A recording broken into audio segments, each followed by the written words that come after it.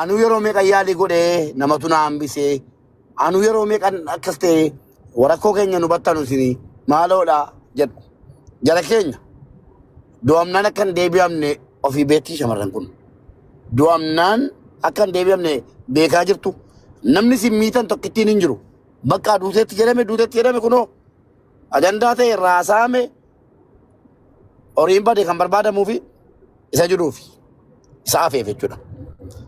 Kun barnoota sinii ta'ee waan akkasiirraa of eeguu qabdu fagaachuu qabdu du'uu wanni jedhamu sun tokko wanni biyya duniyaa kanarratti ittiin isaa du'amu hin jiru.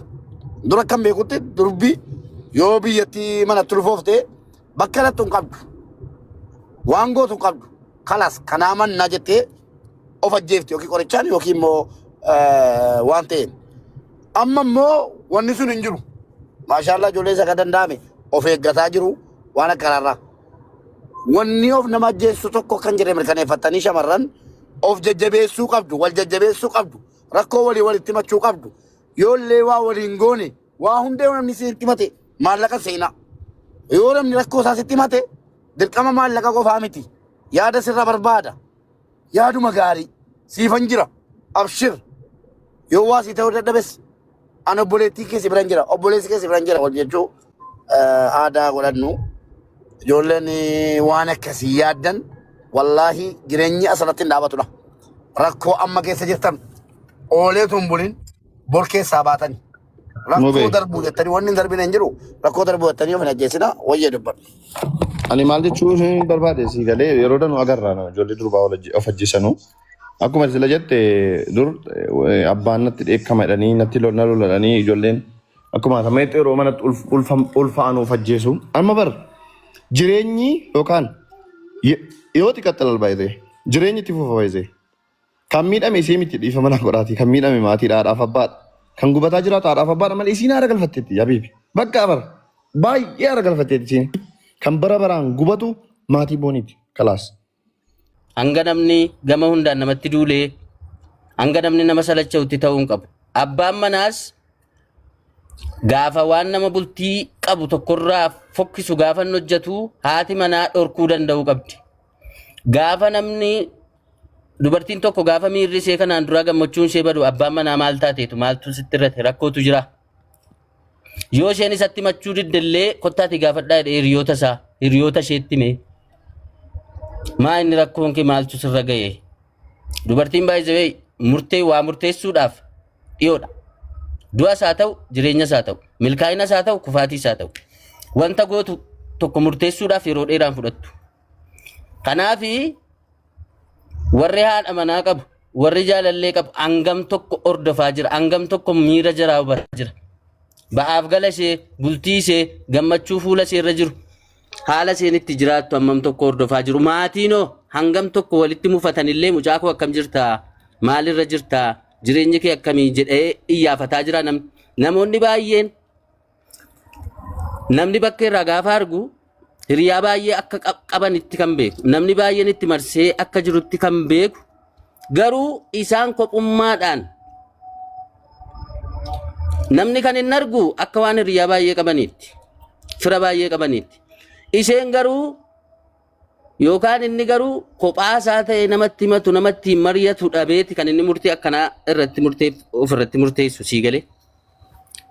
Kana jechuun firris hiriyaan asirraa wal faarsaa oolus quba waliin qabu waliin iyyaafatu miira waliin hubatu jechuudha. Namni tokko gaafa fuula guuru fuulli kee sirrii miti jechuu ni danda'u hin qabaadha. Maal taateetu rakkootu jira. Rakkoon sun waan furuu hin dandeenye yoo ta'e nama biraatiin mari'achuu danda'uun qaba. Mucaan kun akkasii akkam goonaa. Hiriyaan hammam tokko quba wal qaba. Haati manaaf abbaan manaa gaafuma viidiyoo waraabanu qofa dhufanii asirratti wal iyyaafatu, wal faarsu,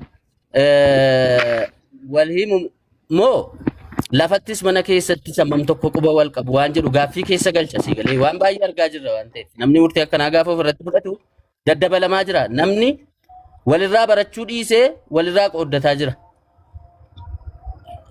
Isheen kun sababa maalii akka ta'e borii wanti seerri adda baase dubbatamuu danda'a. Garuu deemee namoonni naannawaa ishee jiran maal gochaa turanii hanga isheen sadarkaa namni gaafa abdii kutudha. Murtee akkanarraa kan inni ga'u bara. Eessa turan? maaliif wal hubachuun dadhabame waan jedhu namni maaf walirraa hin baranne irra deddeebi'amaa jira wanti kuni hanga yoomitti inde dhaloota wal adeemaa gaafa xobbee karaatti citu sanuu ofii isaatiif lubbuu of baasu baay'ee si gaddisiisa waan dubbattu si wallaalchisa beektaa yeroo baay'een irra deddeebi'ee barreesseedhaan arrabseellee hin beeku garuu noo miidiyaa irraa bu'aa dhiisaa namni suma argu kana dhugaadha si'aa jennee dadhabne jaalala keessa lafatti godhaa manatti godhaa jedha yeroo baay'ee yaadan kennuuf isheedhaaf kanadha egaa rabbiin lubbuu ishee amaaru hiriyoota ishee maatii ishee firoota ishee hundaa fi jajjabinaa kennu jennaa waan jennu hin qabnu garuu wanti kun namni gattaa'ee wal barsiisuu danda'uu qaba wal hubachiisuu danda'uu qabna hanga yoomitti itti fufa wanti kun boroo eenyutti ittaan isa jedhu wal gaafachuu waliif ibsuu danda'uu qabnan jedha galatoomaa hunda dogoggoree of bulcha.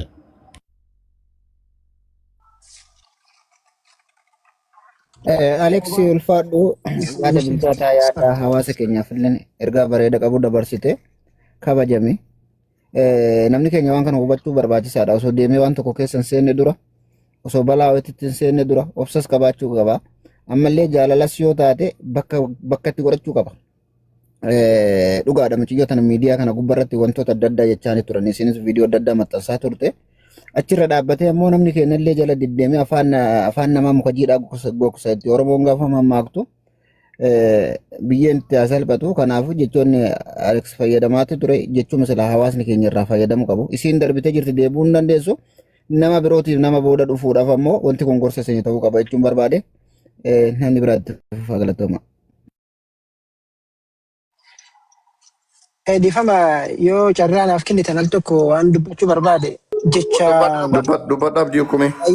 Jecha abdii geetachuu jedhe galatoomi jecha takkan si mirkaneessuu wayii barbaade sima san si jabeessuu dhumaafanii jechi sunis namni tokko tarkaanfii lubbuu fi galaafachuu bira osoo hin geenne dura waa himachuu mala rakkoon irra gahaa jiru jechuun mana keessa rakkinna kanaatiin natti jira rakkoolee akkanaatiin natti jira jedhee yoo inni himate rakkoo sana dafanii bira dhaabbatanii isaa birmachuun nama keenya biratti baay'ee duubatti hafummaa argisiisa. Egaa rakkoo lubbuu fi galaafachuu haa ta'uuti rakkoo biraatiif gaafa inni of saaxile himannaan isaa yaadatama kan jedhu sun dhugaadha. Namoonni sadarkaa lubbuu fi galaafachuu bira osoo hin geenne dura tarii himata gama jaarsummaa fa'aatti waa himatanii miidhaan akkanaa narra gahutti jira gama maatiitiin haa ta'u gama abbaa manaatiin gama jaalallee kiyyaatiin rakkooleewwan akkanaa narra gahu jira naa birmadhaa jedhee namni tokko gaafa iyyatu dubbii isaa sana salphisanii ilaaluu danda'ani. Salphisanii ilaaluun dubbii sana ammootu rakkoolee lubbuu fi galaafachuu fa'a birallee nama geessuu danda'a. Garuu hanguma fedhe yoo ta'e rakkoon fedhellee yoo jiraate sadarkaa lubbuu fi galaafachuu bira wanni nama geessu hin jiru. Nama keenyaaf wanni hubannoo ta'uu barbaachisu. Miirri nama keenyaa kun hedduun isaa yoo argitu miira of to'achuu hin dandeenye takkatu jira. Kan akka amma reef tana abdii moo eenyutu jedhee Alex moo eenyutu jedhee warri Habashaa kun gaafas gubbatti wal dhungatanii gaafa jaalallee walii wajjin taphatanii miira of to'achuu dadhabbii takka keessa hin galanii isaan ammootu akkuma akkaadhuma aadaa isaaniitti itti fudhataniiti itti fayyadamanii jedhan. Nama keenya keessa ammootu aadaan akkasii hin jiru. Of to'achuu hin danda'an sadarkaa lubbuu ofii galaafachuu biratti fiigan. Saniifuu loon bade kan jiru barbaadan akkuma jedhamu sana isa du'e irraa isa dabre inni jiru waa irraa barachuun dirqama isaati. Of to'achuun dirqama miira ofii kana to'achuun akkaan barbaachisaadha. Lubbuun dabartee hin deebitu beeki bara. Irra dhuma dubbii dhumaa kan jedhamu lubbuu ofii galaafachuudha. Namni lubbuun isaa dabartee deebi'uu hin danda'u. Ammas himata tokko namni gaafa walitti